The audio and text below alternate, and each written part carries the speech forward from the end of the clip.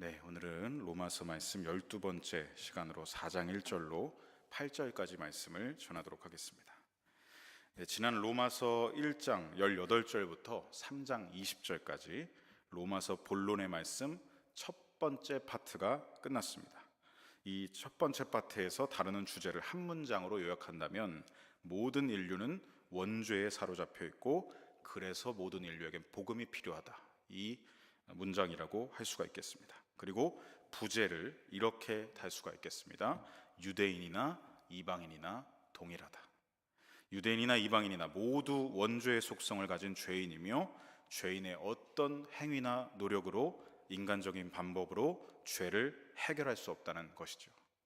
하지만 유대인들은 어떠했습니까? 자신들은 하나님의 선택을 받았고 할례를 받았으며 율법을 가지고 있기 때문에 우리는 의롭다라는 착각 속에 빠져 있었습니다.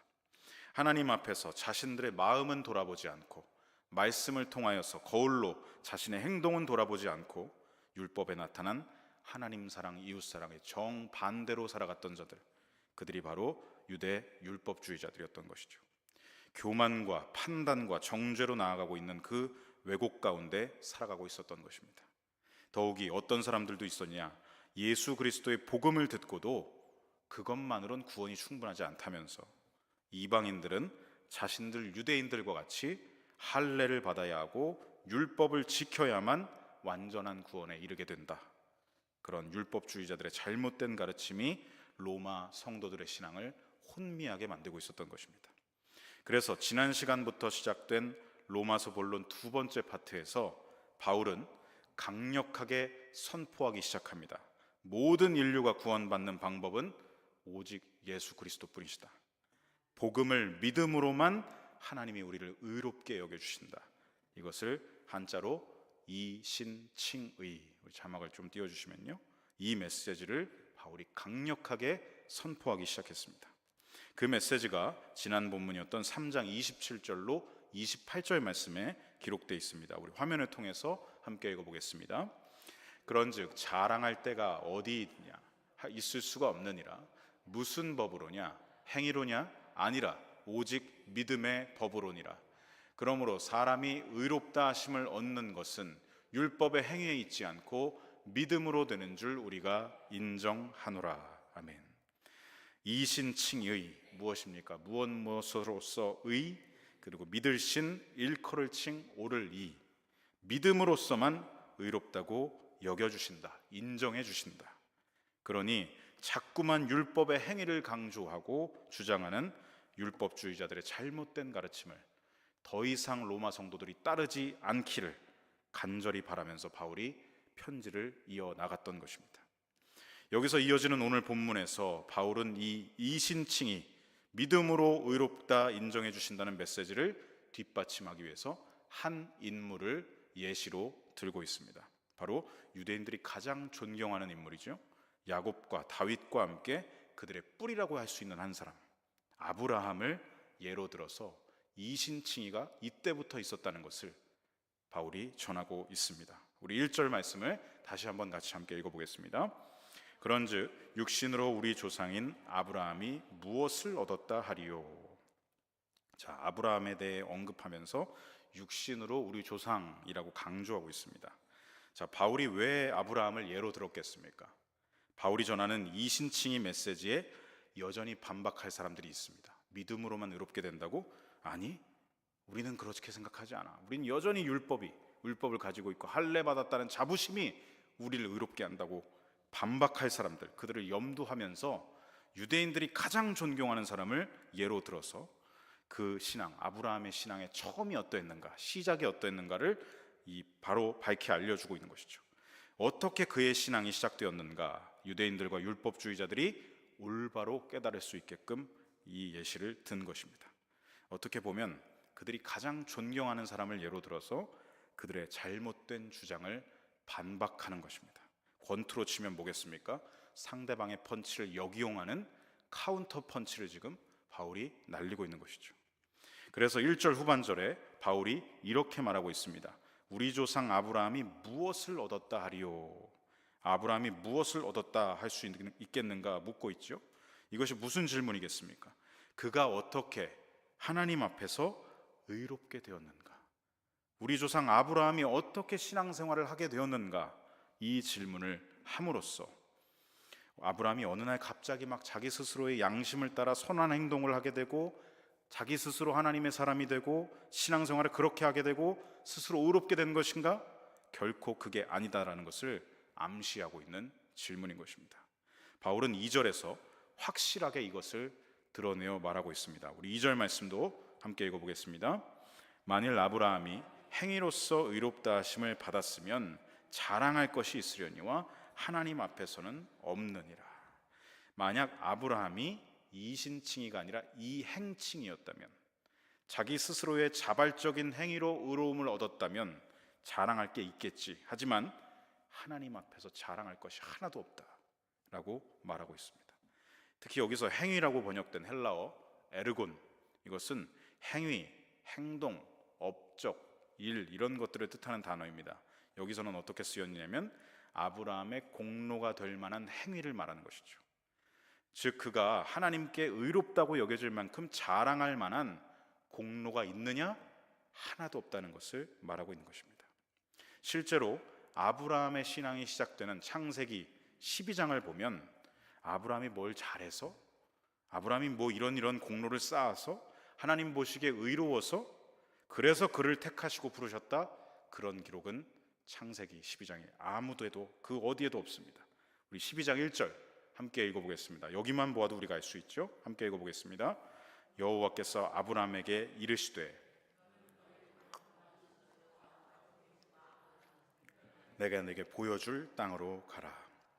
여기 보면 어떠한 첨부된 말씀이 없습니다.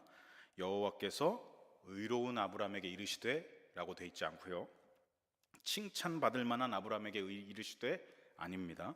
선한 공로와 업적을 쌓은 아브라함에게 이르시되 그런 기록은 하나도 없습니다. 성경엔 그저 이렇게만 기록되어 있습니다. 여호와께서 아브라함에게 이르시되, 일방적으로 하나님께서 아브라함을 찾아가시고 택하셔서 그에게 말씀하셨다는 것밖에 없습니다. 그의 고향, 아버지와 친척들이 대대로 가문을 이루어 살아간 너의 고향을 떠나라. 그리고 내가 너에게 새롭게 보여줄 땅으로 가라.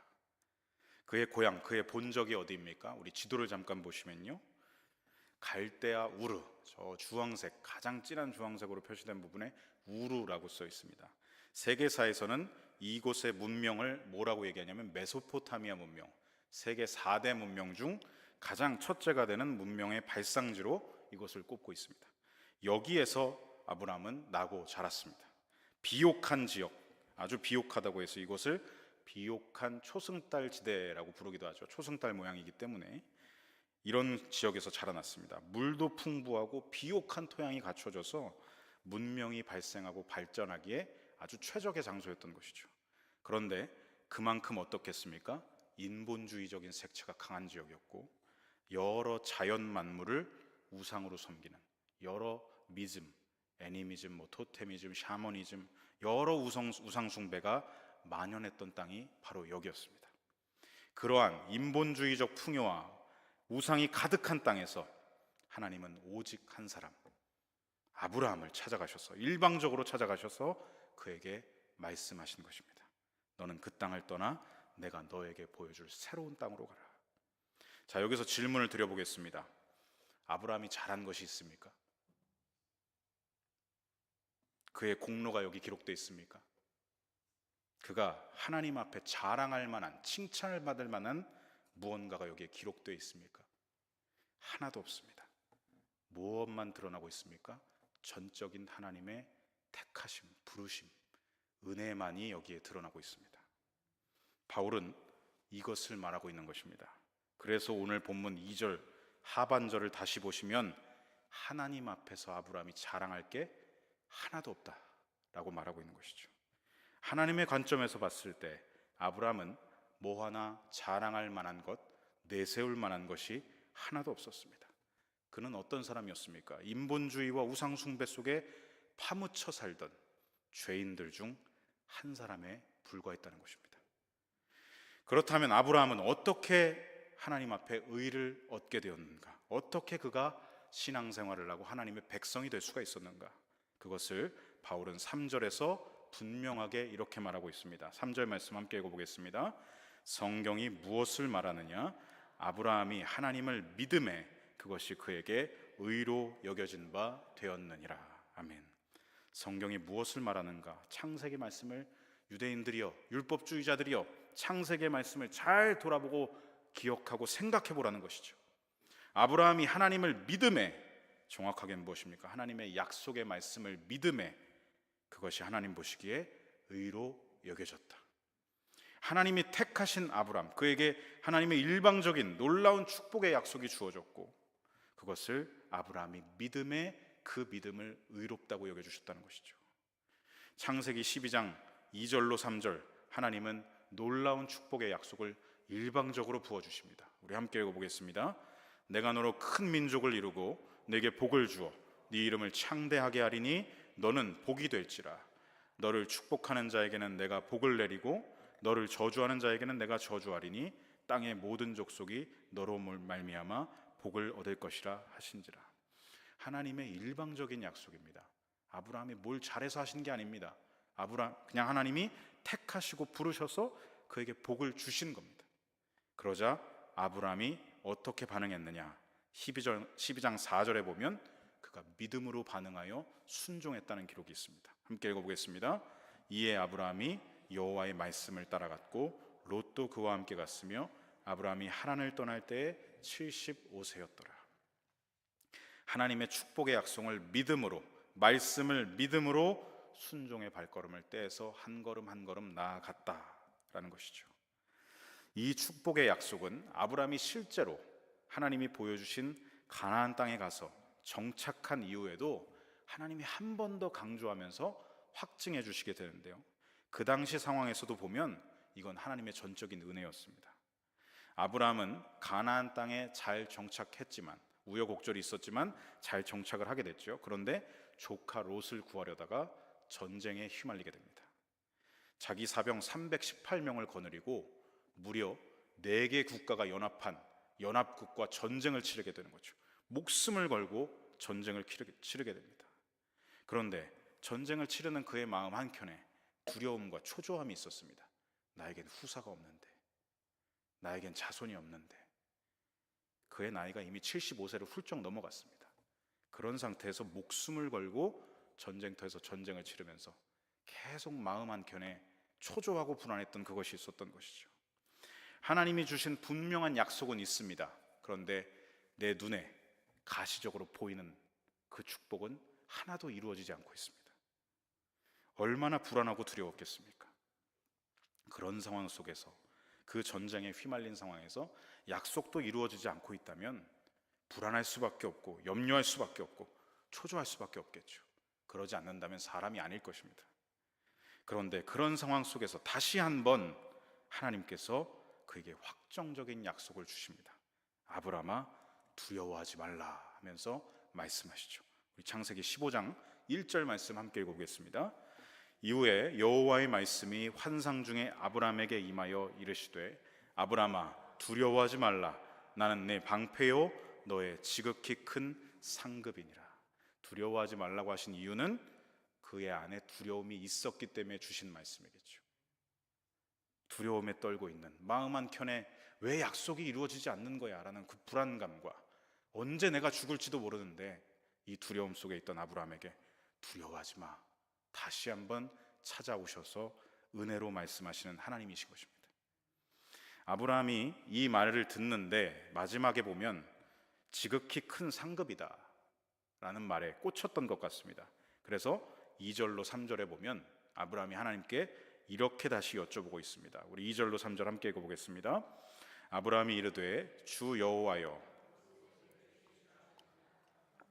자식이 없사오니 나의 상속자는 이 다메섹 사람 엘리에셀이니이다.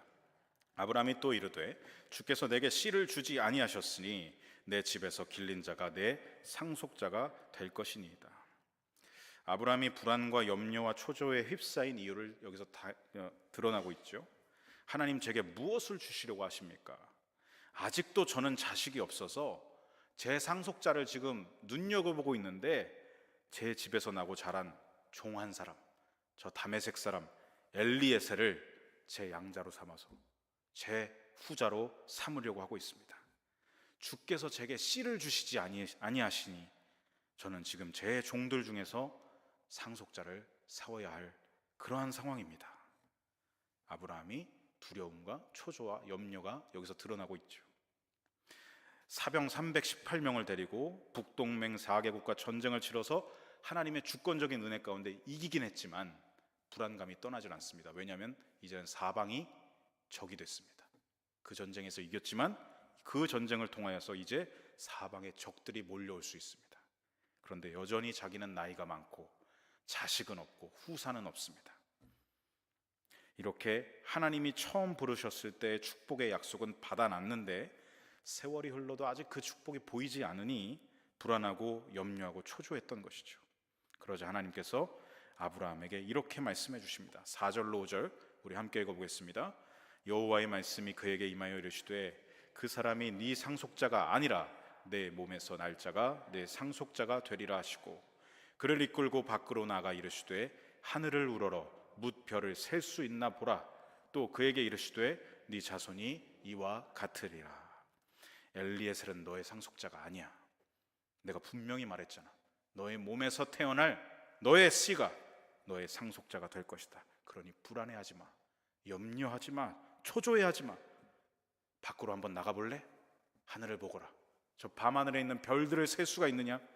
너의 자손이 저 별들처럼 많아질 거다.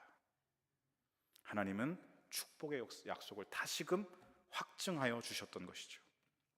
어떠십니까? 창세기 12장에서 아브라함의 신앙생활이 시작할 때도 은혜로 시작되었고 지금 과정 중에 있습니다. 이 신앙생활의 과정 중에 있을 때도 완전히 낙담하고 쓰러져 가는 아브라함을 다시 일으키고 있는 것이 무엇입니까? 하나님의 은혜라는 것이죠. 시작도 은혜였고 과정도 은혜입니다. 모든 것이 하나님의 은혜가 아니고서는 설명할 수 없습니다. 어디에도 아브라함이 스스로 의로워서 행위가 아주 선해서 공로를 쌓아서 여기는 아무것도 기록되어 있지 않습니다. 우상숭배의 자리에서 처음에 이끌어내신 하나님의 은혜, 불안과 염려와 초조함 속에서도 이끌어내 주신 하나님의 은혜, 모든 것이 전적인 하나님의 은혜로 시작됐다는 것이죠. 그러자 아브라함은 먼저 주신 이 하나님의 은혜에 대해서 이렇게 반응하고 있습니다. 우리 15장 창세기 15장 6절 말씀 우리 한 목소리로 읽어보겠습니다. 아브라함이 여호와를 믿으니 여호와께서 이를 그의 의로 여기시고. 아멘.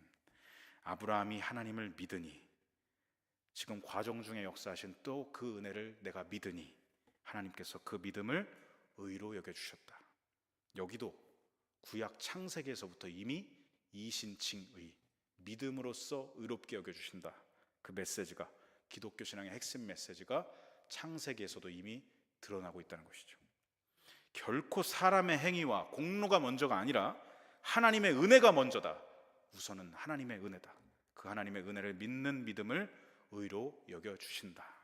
확실하게 드러나고 있습니다. 믿음장이라고 불리는 우리 히브리서 11장 8절 말씀에도 아브라함이 믿음으로 얻은 의를 증언하고 있습니다. 우리 화면을 통해 함께 읽어보겠습니다. 믿음으로 아브라함은 부르심을 받았을 때 순종하여 장래 유업으로 받을 땅에 나아갈새 갈 바를 알지 못하고 나아갔으며. 하나님의 부르심을 받았을 때, 은혜가 임했을 때 그는 믿음으로 순종했습니다. 왜 순종했을까요? 하나님을 믿었기 때문입니다. 다른 이유는 없습니다. 단순합니다. 하나님을 믿었기 때문입니다. 갈 바를 알지 못하였습니다. 어디로 인도할게라는 구체적인 플랜을 말씀하시지 않았고 내가 보여줄 땅으로 가라 하셨습니다. 보이지가 않습니다. 근데 어떻게 발걸음을 뗄 수가 있습니까? 어떻게 한 발 한 발을 이어갈 수가 있습니까? 보이지가 않는데 어떻게 그럴 수 있는가? 하나님을 믿었기 때문이죠. 믿었기 때문에. 오직 나를 부르신 하나님을 믿고 그 은혜만 믿고 그 약속만을 신뢰하면서 한 발 한 발을 떼어 나갔다는 것입니다. 그렇습니다. 아브라함에게 의는 행위가 먼저가 아니라 오직 믿음으로였습니다. 먼저 아브라함이 특별해서 의로워서 잘해서 상장을 받을 만해서 그런 것이 아니라 그가 그저 먼저 하나님이 아브라함을 부르신 은혜, 이유는 모르겠습니다.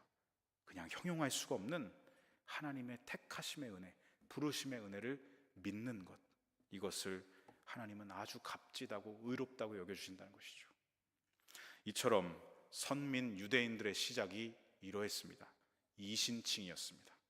그들의 시조인 조상 아브라함이 오직 하나님만 믿음으로 나아갔다. 하나님의 말씀만 믿음으로, 약속 그 은혜를 믿음으로 순종하여 의롭게 되었듯이 그의 후손들인 유대인들 모두는 자신들이 의로워서가 아니라, 자신들이 행위로 의로운 존재여서가 아니라 오직 하나님을 믿음으로 의롭게 된다는 것을 다시금 깨닫고 그 올바른 믿음으로 돌아와야 했습니다.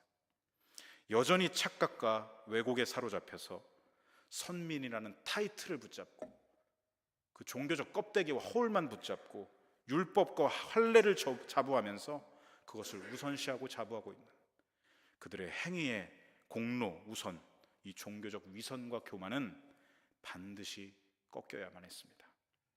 죄인인 우리에게 먼저 예수 그리스도를 보내신 하나님의 은혜를 그래야만 받아들일 수가 있습니다.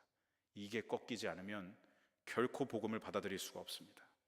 그래서 이 바울은 이러한 메시지를 율법주의자들과 그들에게 미혹되고 있는 성도들에게 전하기 위해서 믿음의 조상 아브라함을 예로 들어서 그들이 자랑하고 자부하는 그 조상 아브라함을 역으로 강력한 카운터 펀치의 메시지로 전하고 있는 것이죠.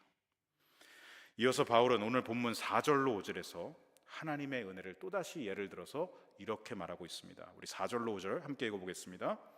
일하는 자에게는 보수로 여겨지거니와 이를 아니할지라도 경건하지 아니한 자를 의롭다 하시는 이를 믿는 자에게는 그의 믿음을 의로 여기시나니. 자, 바울은 말합니다. 4절에 보면 일한 사람에게 일한 몫을 주는 것은 은혜로 여겨지지 않고 마땅히 받아야 할 보수로 여긴다. 의무적인 보수로 내가 받는 것으로 여긴다라는 것이죠. 하지만 5절을 보면 일을 하지 않았는데도, 도무지 칭찬받을 만한 일을 하지 않았는데도, 근면했다거나 성실하지도 않았고 신실하지도 않았는데 그렇게 경건하지 않은 자를 의롭다 하시는 하나님, 그 하나님을 믿으면 그것을 의로 여겨주신다, 이것을 말하고 있습니다. 갈대아 우르에서 인본주의적인 사고방식과 우상숭배에 찌들었던 아브라함을 보십시오. 하나님 보시기에 도무지 의로운 것이 하나도 없었습니다. 그런데 그가 하나님의 부르심을 믿었더니 그것을 의로 여겼지요. 그것을 다시금 지금 4절로 5절에서 예를 들어서 반복하고 강조하고 있는 것입니다. 그냥 이유 없이 주어지는 하나님의 선물을 믿음으로 내가 받으면 하나님은 바로 그 믿음을 보시고 너는 의롭구나 여겨주신다는 것이죠. 그러므로 우리 인간은 결코 착각해서는 안 될 것입니다. 유대인이나 이방인이나 아브라함이나 바울이나 저와 여러분이나 우리 편에서 먼저 착한 일을 시작해서 구원받은 것이 아닙니다. 우리는 본질상 진노의 자식들이었습니다. 선한 일을 하지 않는, 하나님의 뜻과는 정반대로 살아가는 게으르고 무익한 품꾼들이었습니다.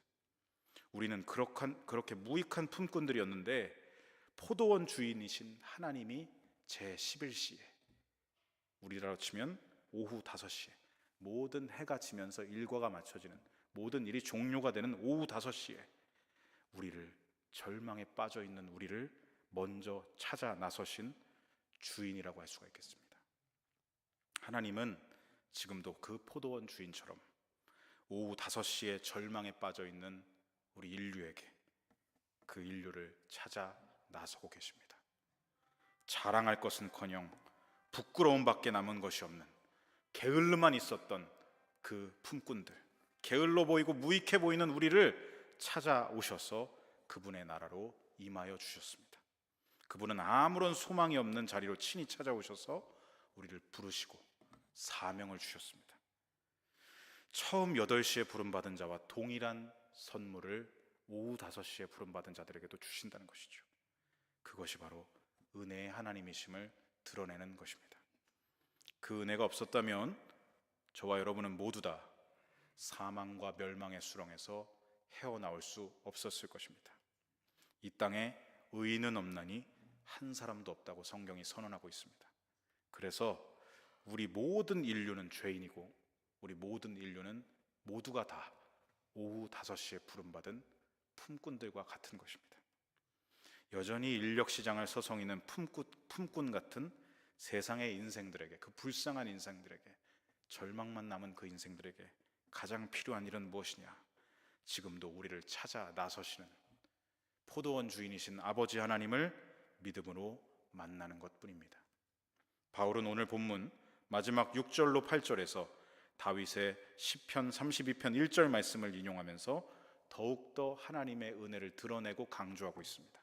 우리 함께 6절로 8절까지 말씀 함께 읽어보겠습니다. 일한 것이 없이 하나님께 의로 여기심을 받는 사람의 복에 대하여 다윗이 말한 바, 불법이 사함을 받고 죄가 가리어짐을 받는 사람들은 복이 있고 주께서 그 죄를 인정하지 아니하실 사람은 복이 있도다 함과 같으니라. 아멘. 자, 6절에 보면 신실하지 않은 죄인들을 먼저 얘기하죠. 마치 오후 5시까지 일한 것 하나도 없고 이리저리 방황하고 헤매면서 살던 우리를 찾아 나서시고 복 주기를 원하시는 하나님의 그 마음이 담겨 있습니다. 그리고 이 은혜를 믿음으로 받아들이는 사람들은 어떻게 의롭게 되는가? 7절로 8절에 기록되어 있습니다.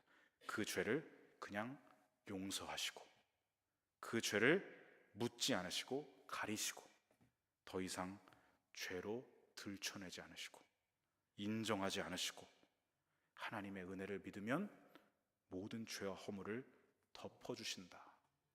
다윗이 말합니다. 그런 사람들에게 복이 있다. 복이 있다. 바울이 선포하고 있는, 오늘 본문에서 선포하고 있는 메시지가 바로 예수 그리스도의 복음이 선언하는 이 복을 말하고 있는 것입니다. 오늘 이 주신 본문 말씀을 정리하면서 저와 여러분의 삶에 함께 적용해 보고자 합니다. 바울 당시 복음을 받아들이지 않고 선민의식과 율법과 할례의 특권을 주장하는 유대인들과 그 율법주의자들, 만약 그들의 조상 아브라함이 시간을 초월해서 아브라함이 만약 이 바울 당시의 유대인들과 율법주의자들을 만났다면 무슨 얘기를 해줬을까 한번 상상해 보게 됐습니다. 오늘 본문 말씀을 토대로 제가 상상해 봤는데요, 우리 화면을 좀 띄워주시면 제가 읽어드리겠습니다. 아브라함이 아마 유대주의자, 율법주의자들과 유대인들에게 이런 말을 해주지 않았을까 싶습니다. 내 후손들아, 나 잘한 거 하나도 없어. 내가 뭘 잘해서 선하고 의롭게 살아서 그래서 날 하나님이 부르신 게 아니야. 우상이 만연한 땅에 살던 날 먼저 찾아오신 은혜, 나를 부르시고 건지신 은혜, 나를 복의 통로로 삼으시겠다는 놀라운 약속도 은혜, 모든 시작은 하나님의 은혜로 시작되었어. 그래서 내가 부르신 하나님을 믿고 따라 나섰지만 그 과정 속에서 내 연약함과 죄와 허물로 인해서 주저앉을 때도 참 많았어. 하지만 그때도 날 일으키신 것은 무엇이었느냐? 하나님의 은혜였어. 불안하고 염려하고 두려워하던 나에게 밤하늘의 별을 보라 하시고 내가 너의 자손을 저 별들만큼 있게 해주겠다 확증해 주신 것도 그분의 은혜였어. 그러면 어떻게 내 귀중한 아들 이삭을 바치려는 믿음의 순종이 있었느냐 물어보겠지. 하나님이 예비하신 은혜가 아니었다면 가능하지 않았어. 후손들아, 꼭 기억하거라. 시작도 은혜였고 과정도 은혜였고 영원히 은혜이다. 언제나 하나님의 은혜가 먼저 되어서 우리를 이끌고 계신다. 그것을 믿는 우리를 의롭다고 여겨주시는 것이지 우리 스스로 의로워서라는 말은 절대 성립될 수가 없단다. 그러니 너희들의 지금 그 왜곡된 특권의식과 교만과 위선을 버리고 어서 회개하고 하나님의 은혜 복음을 믿어라. 그러면 하나님이 우리의 죄를 다 도말해 주실 것이다. 아마 이러한 말을 아브라함이 그 후손들인 유대인들과 율법주의자들에게 해주지 않았을까요? 그리고 누구에게 또 말해주겠습니까? 오늘날에도 신앙생활의 시작과 달라진 사람들, 변질된 크리스천들에게, 점점 종교화되어가는 크리스천들에게 이러한 말, 같은 말을 아브라함이 해주지 않을까 생각해 보게 됩니다. 사랑하는 성도 여러분, 탕자와 같은 죄인인 우리를 오후 5시까지도 무익하고 게으르게 일하지 않았던 하나님의 뜻을 저버린 우리를 하나님은 그러한 우리 죄인들을 어떻게 변화시켜 가십니까?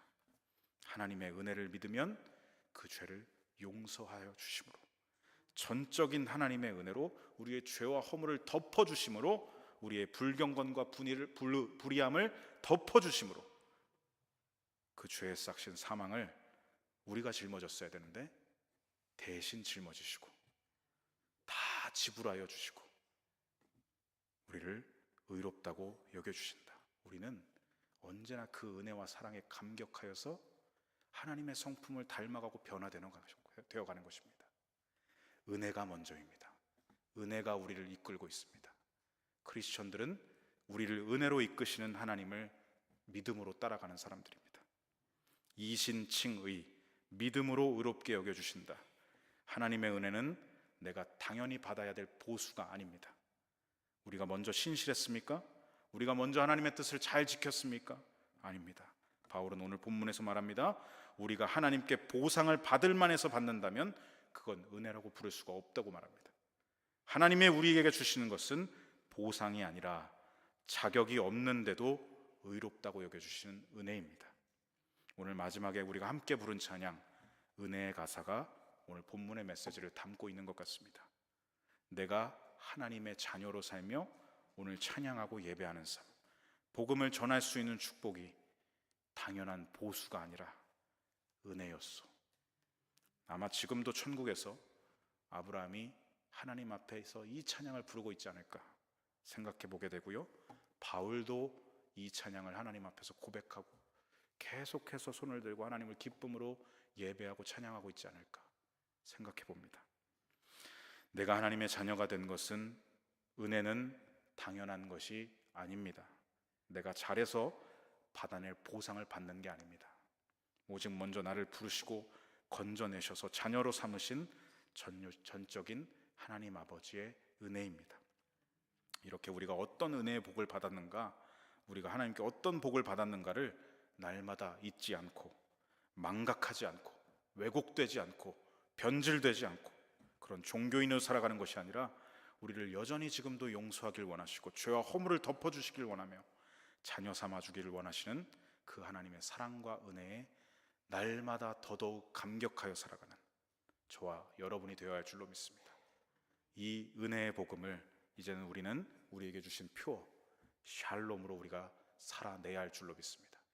이 은혜의 복음을 평화로 세상에 살아가면서 전하는, 우리 삶으로 전하는 저와 여러분이 되시기를 간절히 소망하고 축복합니다. 아멘. 기도하겠습니다. 신실하신 하나님 아버지, 오늘도 로마서를 통해 우리가 하나님께 받은 은혜가 무엇인지를 알려주시니 감사합니다. 하나님의 은혜는 내가 당연히 받아야 할 보상이 아니라 아무 공로 없고 아무 자격도 없는 무익하고 게으른 품꾼과 같이 하나님의 뜻을 저버렸던 우리에게 먼저 찾아와 주신 하나님의 은혜라는 것을 고백합니다. 이 은혜가 우리 안에 늘 있게 하시고 날마다 새겨지게 하여 주시옵소서. 망각하지 않게 하시고 왜곡되지 않게 하시고 변질되지 않게 하시고 종교인들이 되지 않도록 붙잡아 주셔서 살아계신 하나님 아버지의 자녀답게 살아가며 믿음과 순종을 잃지 않도록 함께하여 주시옵소서. 언제나 진리의 말씀과 성령으로 저희들을 붙잡아 주실 것을 간절히 구하오며, 측량할 수 없고 형용할 수 없는 은혜로 우리를 속량하여 주신 우리 구주 예수님의 이름 받들어 감사하며 기도 올려드립니다. 아멘.